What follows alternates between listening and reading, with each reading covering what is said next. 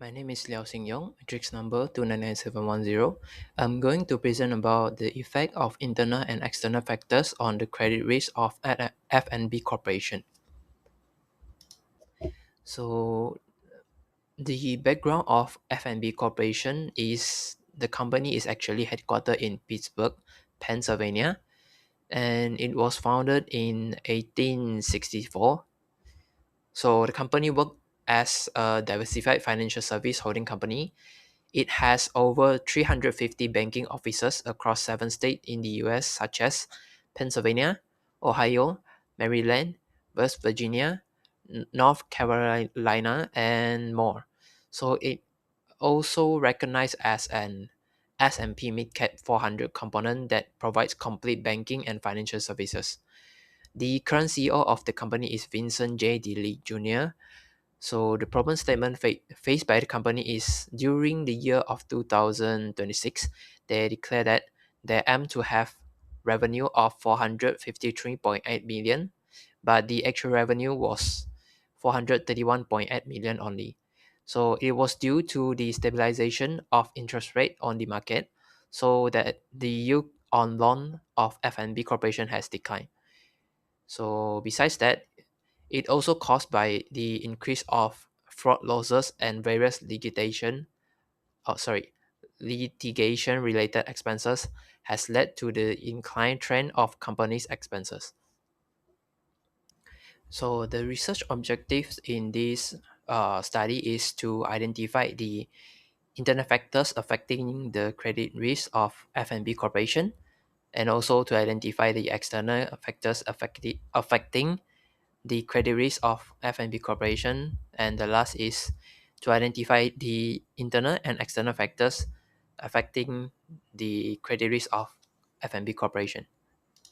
Comes to the literature review, Basel Committee on Banking Supervision year 2000 stated that credit risk is referring as the potential bank borrower will fail to meet its obligations in accordance with agreed terms.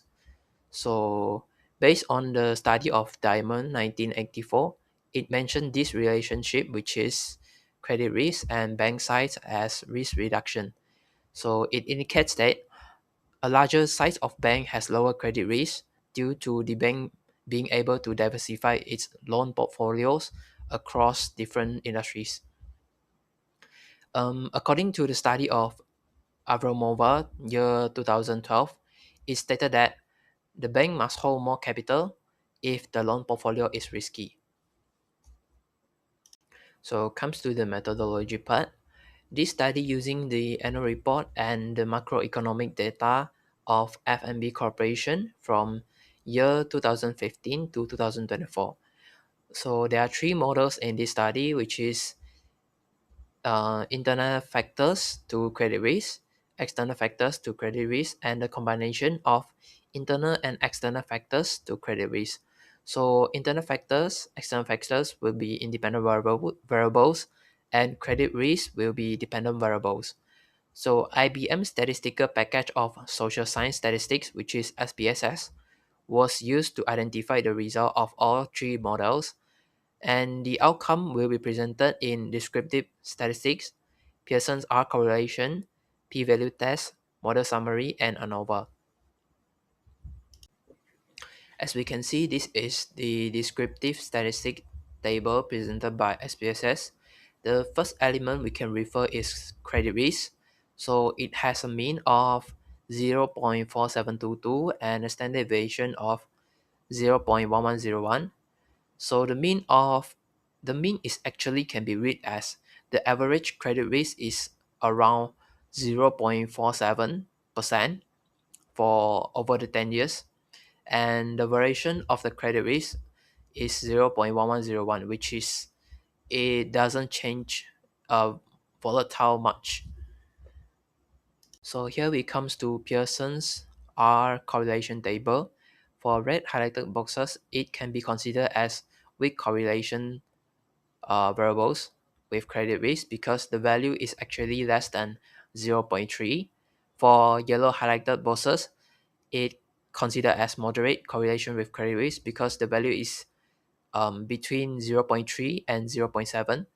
And for green boxes, it considered as strong correlation with credit risk because the value is actually more than 0.7. So for LLP, which is loan loss provision, GDP growth and inflation are strongly correlated with credit risk from this table. And LLP has a positively strong correlation with credit risk because the value is positive 0.874 and it was larger than 0.7.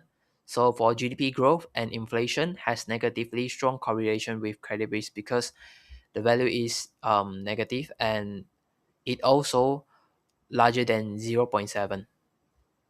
So the next is p-value test table.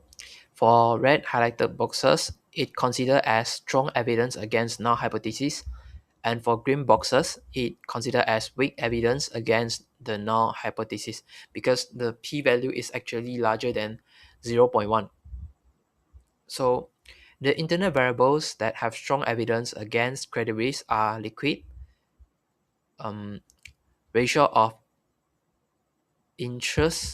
ratio of interest income to annual average loan outstanding, capital adequacy ratio, leverage, and loan.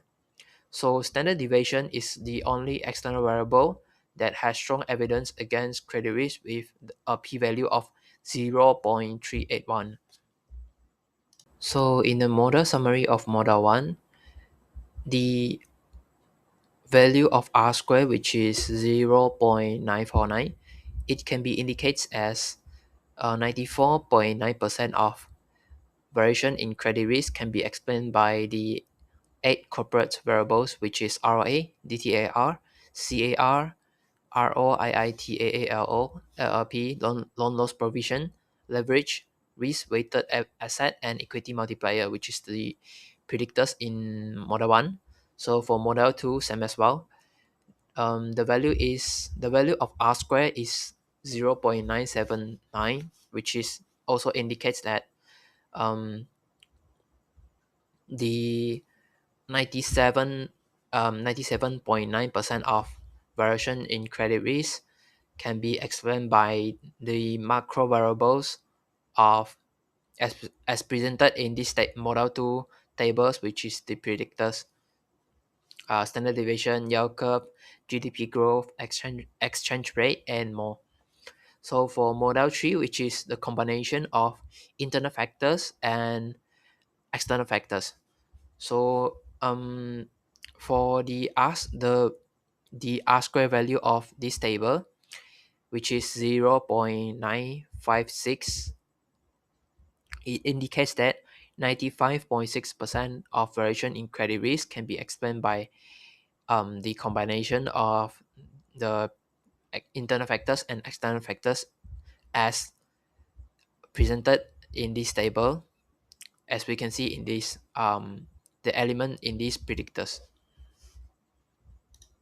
So for the ANOVA analysis table for model 1, the the significant value is actually 0.471.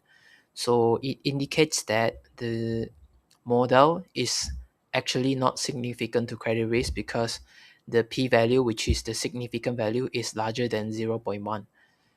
So for model 2, which is the external variables, the significant value is 0.07, which is less than 0.1. So um it can be indicated as the model 2 is actually significant to credit risk because the p-value is actually larger than 0.1. And for model 3, which is the combination of internal and external factors, the significant value is 0.441, which is larger than 0.1. So same as well as model 1.